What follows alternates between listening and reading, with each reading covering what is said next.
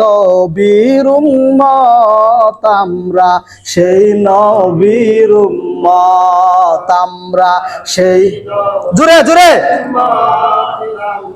সেই নবীর উম্মত যার কারণে মহান আল্লাহ বানাইলেন জগৎ আমরা, সেই নবীর উম্মত আমরা, নবীর উম্মত আমরা, সেই নবীর উম্মত আমরা, সেই নবীর উম্মত। ওই নবীজির নামের ওসিলায় আদম হাওয়া ক্ষমা ভিক্ষা পায়, ওরে যার কারণে নূহ নবী পাই গো মুক্তির পথ আমরা, সেই নবীর উম্মত আমরা। জোরে জোরে আওয়াজ খুলে পড়েন, নবীর মোহাম্মত নিয়ে পড়েন। নবীর উম্মত আমরা, নবীর উম্মত। হুর গেলে মান ফেরেশতারা, চন্দ্র সূর্য গ্রহ তারা, ওরে সকল সৃষ্টি যেই নবীকে করেন মহব্বত আমরা, সেই নবীর উম্মত আমরা, নবীর উম্মত আমরা, সেই নবীর উম্মত। লা ইলাহা ইল্লাল্লাহ, জোরে জোরে লা ইল্লাল্লাহ, লা ইলাহা পাখির গানে গানে হাওয়ার তালে তালে, ওই নামের ওই নাম শোনা যায়, ওই নামের ওই সুর শোনা যায়, হলাম পাগল পাড়া। লা ইলাহা ইল্লাল্লাহ, জোরে লা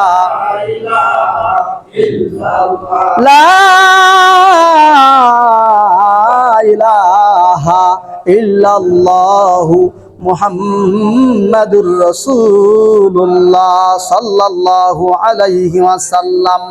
বেফেদর ফর জিন্দা পয়দা ও কুনদ, তিফলের আদর মাহাদি গুয়া ও কুনদ, মুর্দায়ে সদ সালে রাহাই মি কুনদ, ইবু জজহগ দেগরে কাই মি কুনদ। চিল্লায়া জুড়ে বলেন আলহামদুলিল্লাহ। আল্লাহ পাকের দরবারে লাখো কোটি শুকুর, যিনি পবিত্র জুমার দিন সেই নবীকে ভালোবাসা ইবাদত। আসমান জমি তারকা নক্ষত্র পাহাড় পর্বত আল্লাহ কিছুই না বানাইতেন না, যতক্ষণ পর্যন্ত আমার হাবিবকে আমার আল্লাহ সৃষ্টি না করতেন। হাবিব যদি সৃষ্টি না হইতো কিছুই হইতো না। জোরে বলেন সুবহানাল্লাহ। আর সেই নবীর ভালোবাসা ছাড়া কেউ আমার আল্লাহর জান্নাতে জায়গা নিতে পারবে না। জোরে বলেন ঠিক না বেঠিক? নবীর ভালোবাসা অর্জন করা ব্যতীত আল্লাহর জান্নাতে কেউ যাইতে পারবেন না। এই জন্য আল্লাহর কাছাকাছি কেউ যদি পৌঁছিতে চায়, এক নাম্বার মাপকাঠি লাগবে নবীজির মহব্বত।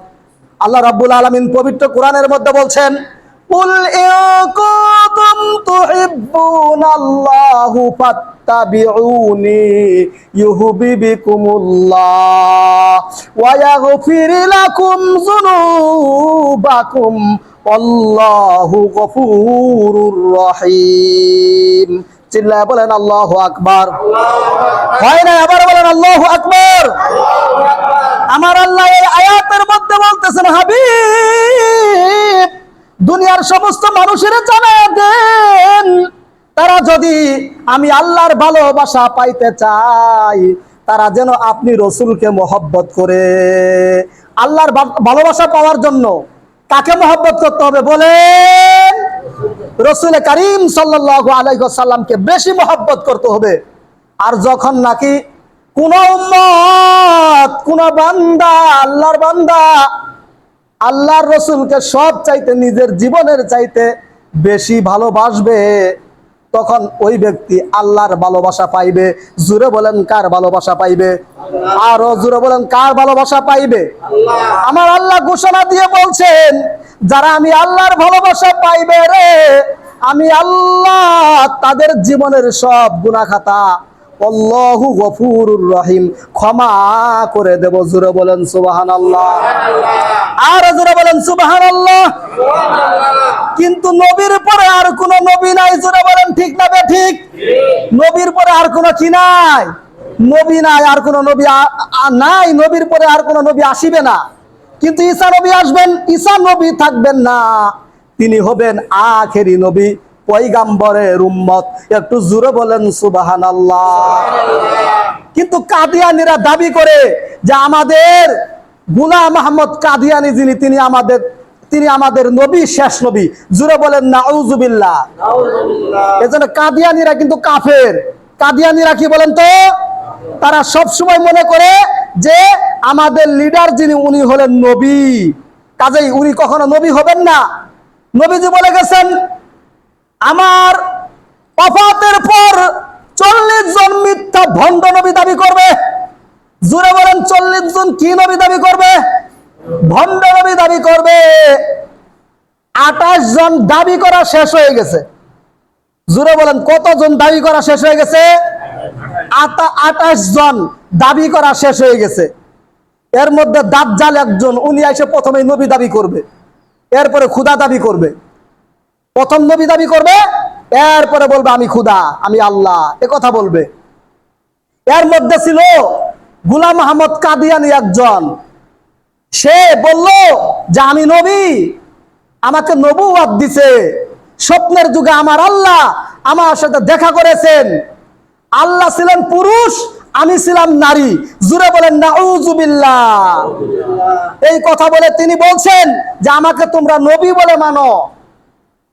তারে প্রশ্ন করা হলো, অথচ নবীজি বলে গেছেন আমার পরে 30 জন মিথ্যা নবী দাবি করবে, তাদের কাছে প্রমাণও চাওয়া যাবে না, কারণ আমি শেষ নবী, আমার পরে আর কোনো নবী নাই।